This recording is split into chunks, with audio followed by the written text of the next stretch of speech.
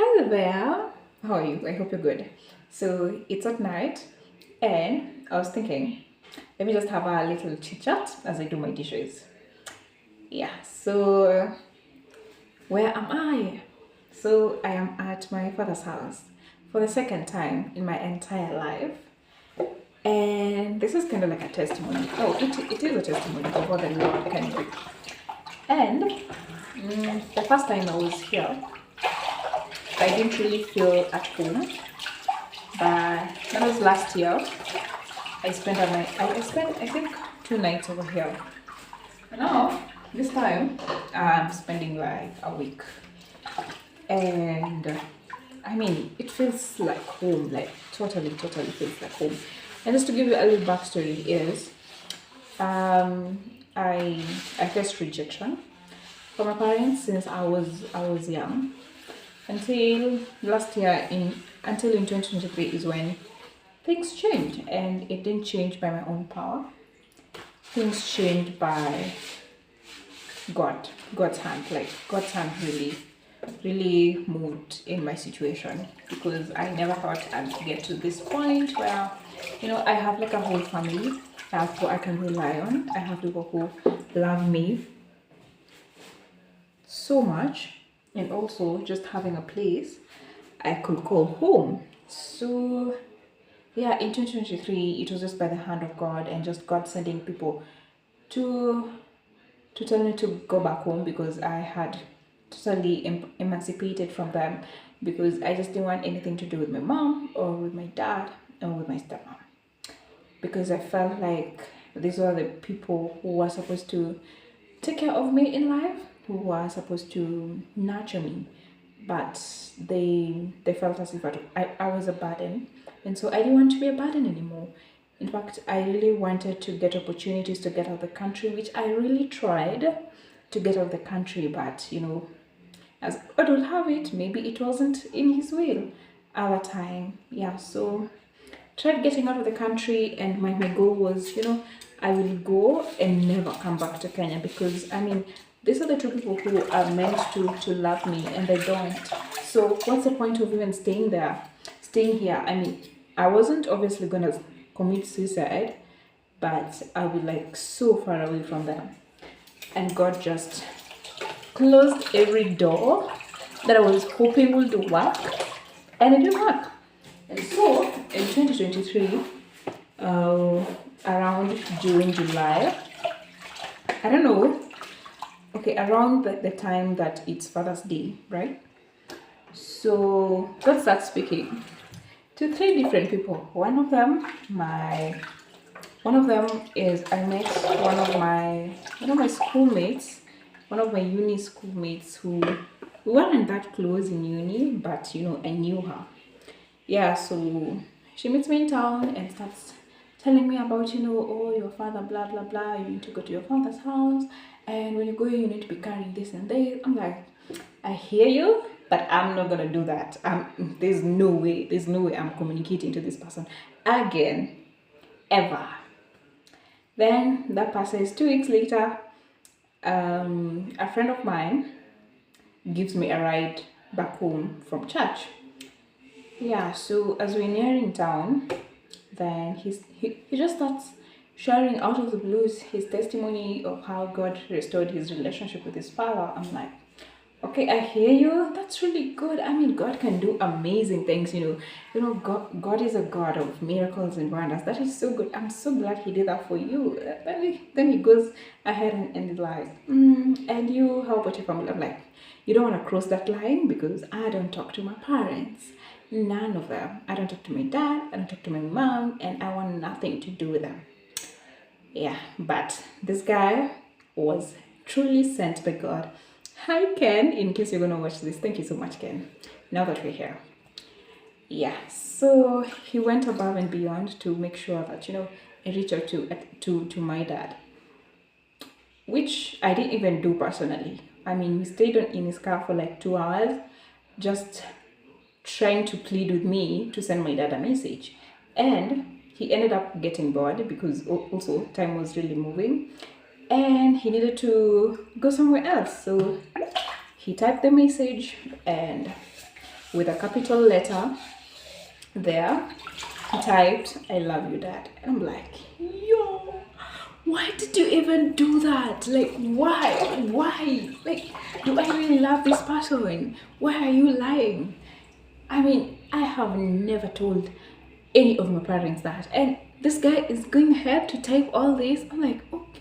But I'm like, okay, this is done with because my dad apparently was not in the country at the time.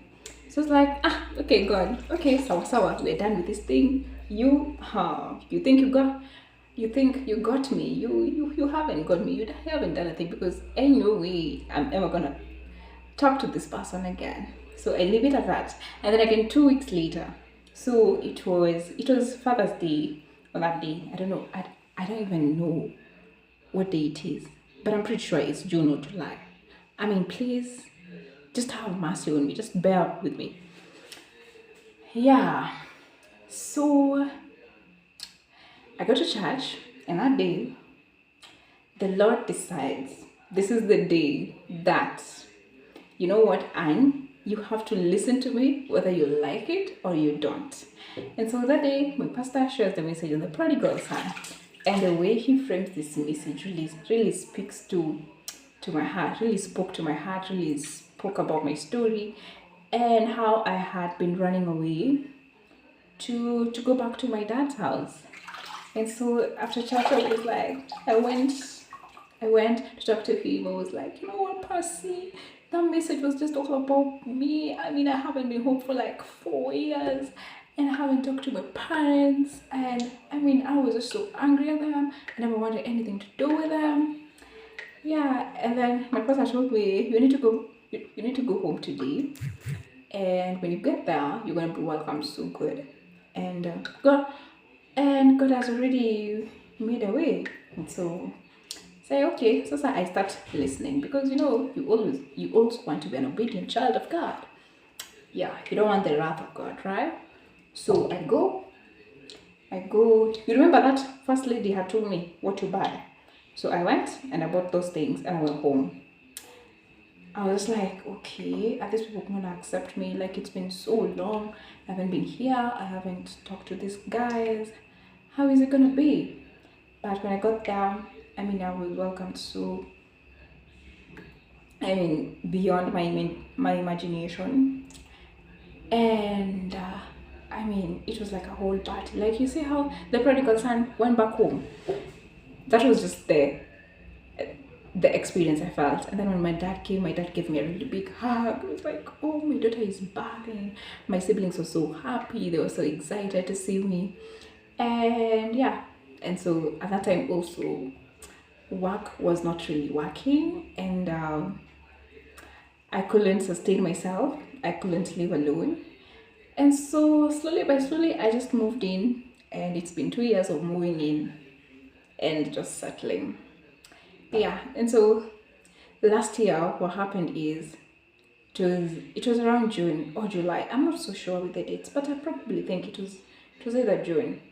Yeah, so it was the first time I was officially introduced as my dad's daughter. And just to give you another context to it is so my dad and my mom's place are a little bit close, and so like too close, like you could say they're from the same clan or community, something like that, or maybe they could be relatives, you never know. Yeah, so growing up, of course, I look like my dad, no kidding. And I feel I faced so much because of what the society would say, what my grandmother would tell me, what people would tell me.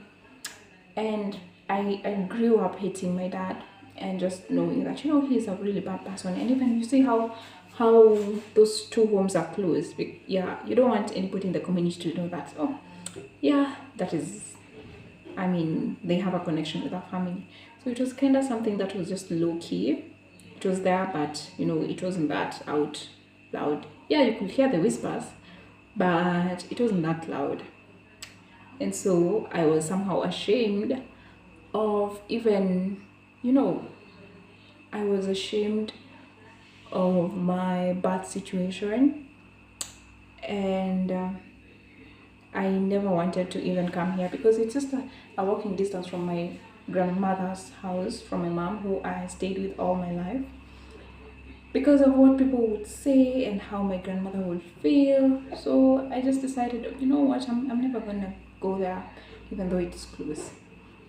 But yeah, here we are, as God would want it. And yeah, so last time I was officially introduced as my dad's daughter, which is a miracle. My dad was like, you know what, as much as people are gonna speak, people are gonna talk, it doesn't really matter. We cannot focus our attention to the past. We need to be focusing on the present and on the future. We need to be at the present and focusing on the future. So I mean, no matter what they say, you are my daughter. Like nobody's ever gonna change that. So hata mi pia nilikuwa like, yeah, I am my dad's daughter. But then last year it wasn't the same as this time, because this time I've really felt so much at home, and even they're really helping to make me feel at home. And the peace, I have never ever lived in this much peace, until sometimes it feels foreign. Sometimes I feel like, you know what, I cannot operate from a point of peace. I need some pain. I need some little pain to get me moving. You're so used to living in pain that this sounds so strange to you. Like, it is so strange. Sometimes I'm like, I need a little crying. I need a little feeling down, feeling unworthy, feeling rejected, feeling abused and stuff like that. Just to focus on, you know what, I gotta do this so that these people see me like this and this and this. Yeah, I gotta collect all these accolades for, these guys to accept me and say that, you know what, they're missing on it. But actually, now operating from a point of peace has been a challenge to me. Honestly, it has been a challenge. Sometimes I'm like, sometimes I sense